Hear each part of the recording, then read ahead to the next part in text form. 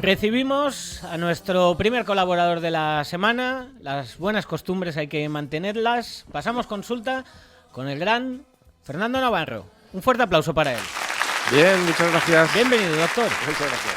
Tanto como consulta no, pero sí que difundimos para que la gente esté tranquila y esté bien. Bien, había dos noticias así. Hoy quiero hablar de la insuficiencia renal, pero hay dos noticias que han saltado.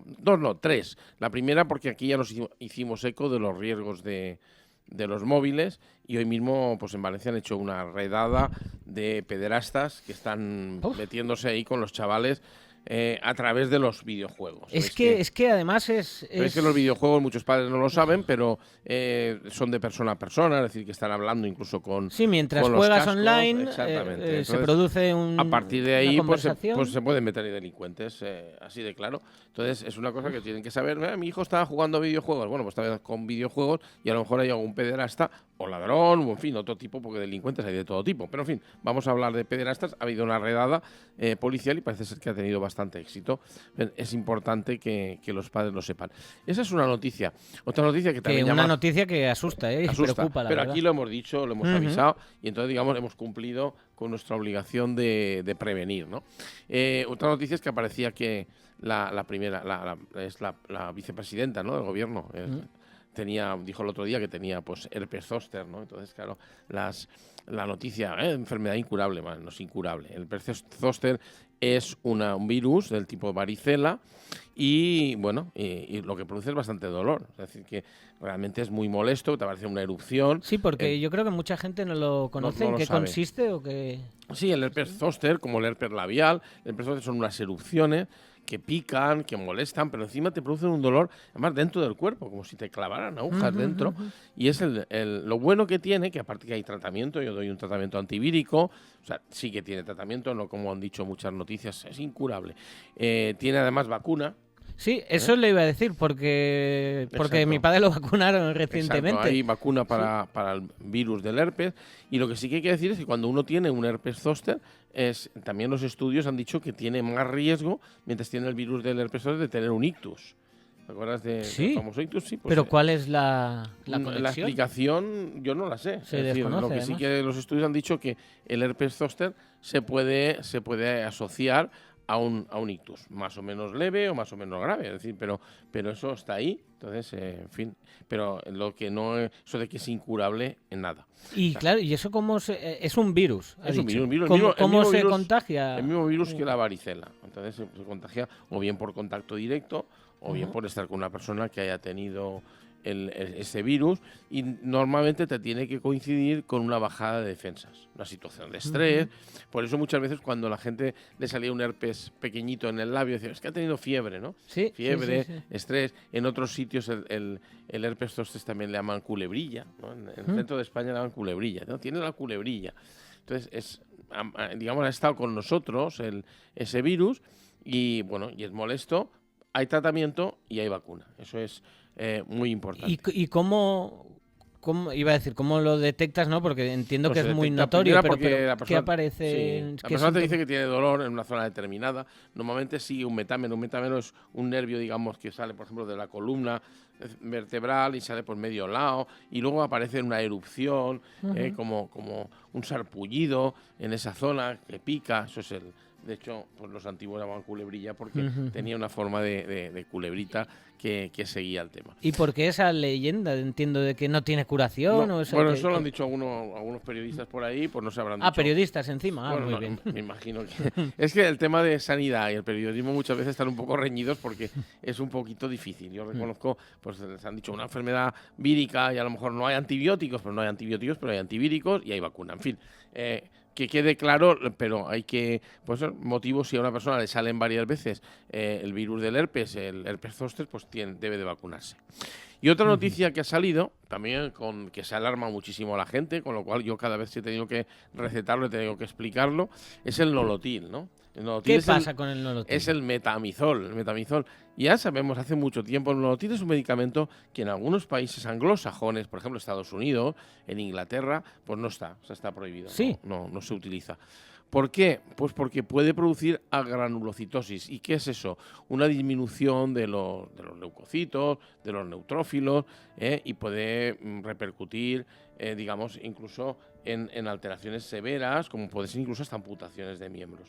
Caramba. Pero vamos, normalmente Pero aquí su uso en España es pérdida, bastante corriente, bueno, bastante, cuando hay procesos de dolor intenso claro, para calmar. se utiliza muchísimo, Sí. pero como todos los medicamentos, lo que no tiene que hacer es utilizarlo uno. Primero se ha visto que afecta más los efectos secundarios a los anglosajones, Sí. posiblemente por ¿Alguna cuestión genética? Sí, o...? una cuestión genética, digamos, conectada con un antígeno, el HLA, pero en fin, que nosotros no tenemos esa condición genética y a los anglosajones les afecta más. ¿Por qué ha venido la polémica? La polémica ha venido porque algunos turistas, aquí sabes que todos se aprovechan, ¿no? Siempre hay gente que se aprovecha de la cosa. ¿Te acuerdas de aquellas demandas que había de los turistas ingleses que decían, iban al hotel, decían que les había sentado mal la comida, en fin? Sí, Pues algo por ahí va. Algunos han demandado a que no se les había informado bien de los posibles efectos secundarios aquí en España y les habían recetado Nolotil y desde entonces pues ya no son los mismos. Pero hay casos comprobados. Por lo menos hay casos, hay alguno que sale por ahí que dice que no es el mismo desde que pasó tal, pero hay que ver cada caso y cómo se lo ha tomado. Pero claro, ¿en qué sentido afecta? Yo no lo sé, pero que la polémica viene de ahí. Yo, de luego, nunca he tenido ningún efecto secundario con este fármaco. Sí que lo he tenido con otros fármacos, pero con este no. ¿Pero por qué? Bueno, porque Nolotil se da para dolores fuertes y un plazo corto. Es decir, pues tienes un cólico, no sé, de riñón, tienes un lumbago, pues se puede tomar Nolotil. Fijaros que se puede tomar desde 3 cápsulas al día hasta 6 u 8 cápsulas al día, o inyectado incluso en vena, que se ha puesto con gotero, y no ha habido ningún problema. Ahora, el problema es si la persona empieza a tomarse Nolotil durante mucho tiempo, porque, oye, me lo recetaron, me fue bien, y cuando tengo dolor de cabeza me lo tomo. No está para eso. Es periodos cortos. Si se hace bien, pues no tiene por qué pasar nada, ni siquiera, excepto alguna excepción que calculan que es 1 por millón, el caso de agranulocitosis, pues es muy pequeño, realmente es muy pequeño. Pero la polémica está ahí, claro, la gente si recetas mañana Nolotil, oiga, que he oído yo que Nolotil eso está pasa, prohibido. ¿verdad? Pues no, la Asociación Europea de Medicamentos y la española pues no ve motivo para retirarlo en esta zona, siempre y cuando pues se utilice como lo estamos utilizando, muy bien utilizado en los hospitales o a nivel ambulatorio, pero digamos para periodos cortos. Lo que no puede ser recetar el Nolotil para una enfermedad crónica, porque entonces sí que puede aparecer, aunque no seas, digamos, nórdico, te puede aparecer los efectos secundarios.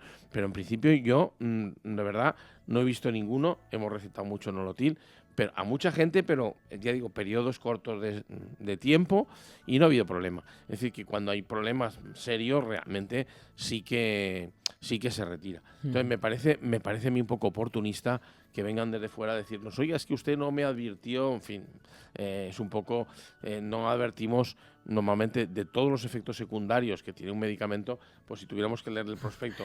Eso iba a decir paciente, yo. pues, claro. ¿Usted recomienda que se lea a todo el mundo ¿verdad? No, en absoluto. Esa discusión la tengo yo con gente mayor a veces, que digo, claro, eso está ahí por una cuestión muchas veces legal también, claro, de poner cada uno de los mínimos. Y de ayuda a mí me sirve mucho, porque, por ejemplo, si tú vienes con un efecto secundario, que puede ser grave o puede ser otro más nimio, ¿no? Que no sea importante, pero entonces repasas los efectos secundarios y dices, oiga, pues sí, efectivamente, este fármaco produce mareos, por ejemplo.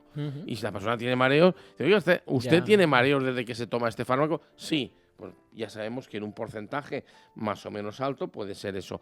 Ten en cuenta que además los medicamentos te ponen efectos secundarios frecuentes, o poco frecuentes, o muy frecuentes. Entonces, si la persona, no sé, tiene una alteración muy frecuente, pues entonces ya sabemos de qué es. Y entonces, en el caso del Nolotil, como en otros medicamentos, sí es para utilización corto espacio. Si la persona lo va a utilizar más tiempo, entonces sí que hay que hacer análisis de sangre. Hay que hacer análisis de sangre a nivel de controles, pero es que eso lo hacemos todos. Lo hacemos siempre, incluso hasta con medicamentos, como comentábamos el otro día, para el colesterol. Cuando una persona se toma estatinas, pues le hace de vez en cuando un análisis de las transaminasas, de la CPK, en fin, de cómo está su riñón, etcétera. Esas son cosas que hay que hacer y que el médico normalmente lo hace. No lo sé. pienso que la noticia es una noticia oportunista, una noticia que ha venido y la gente, pues no sé, en algún medio de Y esto, comunicación... claro, ¿cómo surgen estas cosas? Pues hombre, yo creo que surgen eso, por favor, pues un periodista que oye que en medio de comunicación, pues que a un señor le ha sentado mal de Inglaterra, y allí está prohibido, y aquí porque no está prohibido, y allí sí, y eso ya, digamos, levanta la alarma, ¿no? Un medicamento que está prohibido en Estados Unidos y aquí se utiliza como churros. Hombre, pues aquí no nos sienta mal, esa es la realidad, y allí sí. También hay muchos medicamentos que a la raza negra no les sientan bien y a nosotros sí. Es decir, que esas cosas ocurren. Y sobre todo que todos estos medicamentos están más que Muy controlados, estudiados, probados. muy trillados y sí. se han utilizado mucho. Es realmente el nombre, no lo tienes, una marca comercial muy conocida, pero bueno, el nombre del producto es el metamizol. Y bueno, lo utilizamos. No, pero ya digo, no es el único medicamento para el dolor, pero es un medicamento para dolores cortos. Ha ido muy bien. Bien, yo quería hablaros hoy a la gente en general de la insuficiencia renal, porque estos días sabéis que hablamos de la hipertensión, el otro día hablamos de las charlas que tuvimos de digamos, riesgo cardiovascular, que está muy unido a la hipertensión, a la diabetes y a la insuficiencia renal. Entonces, ¿qué es la insuficiencia renal? Pues cuando el riñón empieza a no funcionar bien. Y cuando no empieza a funcionar bien, ¿cómo lo podemos notar? Bueno, pues muchas veces con un análisis, Pero pues, el afectado, diríamos, no tiene síntomas. Si es que poco, le... no. Si digamos, la insuficiencia renal es leve, la persona no lo nota y es el médico el que entonces sí lo tiene que notar y entonces ahí tener una serie de precauciones, tanto de alimentación como de fármacos. Por ejemplo, si tiene una insuficiencia renal, aunque sea leve, no le puedo dar antiinflamatorios porque me cargo el riñón. Entonces lo convierto en una situación grave. Si esa persona, yo sospecho que puede tener una insuficiencia renal porque tiene la tensión alta. Eso pues iba a decir, ¿y el doctor cómo o percibe? O sospecho porque se asocia mucho que tiene una insuficiencia renal porque tiene una diabetes, tengo que cuidar ese riñón. O sospecho que me ha aparecido en la orina azúcar, glucosa en la orina, porque tiene una diabetes, pues tengo que ver cómo está el riñón. Y luego la estrella es si me aparece, digamos, albúmina, si me aparecen proteínas en la orina. Si aparecen proteínas en la orina, ya significa que el riñón no está filtrando. O sea, el riñón es el filtro, como el filtro del coche, ¿no? Entonces, si aparecen proteínas, ese riñón no está filtrando bien. Entonces, vamos a ver qué cantidad de proteínas hay y vamos a ver por qué. Porque, por ejemplo, si tienes una infección de orina, puede aparecer proteínas. No es grave, porque es una cosa, digamos, momentánea, esporádica. Si una persona acaba después de hacer la maratón aquí de Valencia, le hacemos un análisis de orina y aparecen proteínas en la orina, pues que es normal, porque aparecerá proteínas, creatinina, aparecerá de todo, porque claro, ha tenido un sobreesfuerzo y entonces es una cosa normal. Entonces, si alguno se hace un análisis después de una maratón, pues evidentemente va a parecer que tiene una insuficiencia renal. Que por cierto, hago un paréntesis, Sí. ¿habría que hacerse algún tipo de control previo para la gente que desee? Es que no sé si percibo a veces mucho inconsciente, que ha hecho poco deporte en su vida, que se mete a esto de las... O nada. O sea, para hacer una maratón o incluso una media maratón, mínimo hay que hacer, aparte de un electro, un análisis de sangre y, si se puede, una prueba de esfuerzo. Eso como mínimo, porque a veces hay alteraciones que no son excesivamente graves en el electro para la vida cotidiana, pero cuando tú sometes a un esfuerzo a ese corazón, a lo mejor se para. Y se para en seco. Claro. Afortunadamente, fíjate los pocos accidentes que hay, porque realmente dicen, bueno, si hay miles de personas y no se ha muerto nadie o se ha muerto uno, es muy poco. Pero muchas veces ese uno o ese poco puede ser por mala suerte, pero muchas veces es porque no se ha hecho un control. Es decir, una persona, vamos, yo creo que, y me gusta siempre compararlo con la mecánica, yo creo que ningún piloto de Fórmula 1 saldría con un coche al que no han probado los mecánicos y no le han hecho todos los test. Claro. Entonces, ¿cómo nosotros vamos a participar en una Fórmula 1 humana, que es la maratón? Totalmente. Sin habernos chequeado mínimamente. Y mínimamente, ya te digo, cómo está el riñón, cómo está el corazón, cómo tienes la tensión, y si todo eso funciona bien, pues bueno, vamos adelante. Y que tenga buena alimentación y que ese día estés también, eso es importante, que ese día estés en condiciones físicas, médicas, bien, porque por ejemplo, si has tenido gastroenteritis, pues no vas a correr la maratón. Si has tenido una deshidratación, tampoco. Bueno, pues te decía que cuando... Por cierto, perdón, es que me lo ha dicho Rafa, y la gente eso a veces se asusta. Ha habido un caso este fin de semana de un futbolista, creo que era en el Córdoba, que en su día tuvo un desplome, algún problema cardíaco, dejó un periodo de practicar deporte, le implantaron... un desfibrilador, creo pueden implantarle dos cosas, o un desfibrilador, o pueden implantarle, o sea, un desfibrilador automático, o un marcapasos, depende. Creo que era un desfibrilador. Y el otro día, a mitad de un partido, volvió a desplomarse, se levantó como aturdido y claro, se lo llevaron al hospital. Pero claro, posiblemente ¿eso no tuvo mucho riesgo? Mucho riesgo, porque esa persona seguramente ha tenido una parada cardíaca. Lo que pasa es que el desfibrilador le ha dado el estímulo. Y entonces, pues si igual no lo hubiera llevado. Si no lo hubiera llevado, seguramente, si se lo ponen externo, pero sabes que cuando más tiempo pasa, pues peor. En fin, son cosas que hay que chequearlo. Pero a lo que volvíamos, que es la insuficiencia renal, porque mucha gente hemos hecho un paréntesis. les está, digamos, ayudando. Entonces, cuando aparecen proteínas en la orina, ya significa que el riñón no funciona bien. Se mira normalmente el cociente, se llama albúmina creatinina, en los análisis está, que tiene que estar menor de 30. Si es menor de 30 es normal, si es mayor de 30 ya la cosa no está bien, si pasa 200 ya el semáforo ya está en amarillo y cuando ya está ya más de 300 está en rojo. Eso sería lo normal. Y luego los grados de la insuficiencia renal, pues también se ha ido progresando mucho. Por el grado 1 es cuando hay un filtrado glomerular, que se mide con un análisis normal, no hay que hacer nada del otro mundo. Cuando ese filtrado está por encima del 60-90, pues es normal. Cuando ya está a 60, ya es el grado 1, y llega hasta el grado 5. El grado 5 ya es cuando filtra menos del 15%. Cuando filtra menos del 15%, esa persona ya está casi para diálisis. Es decir, que tenemos un margen.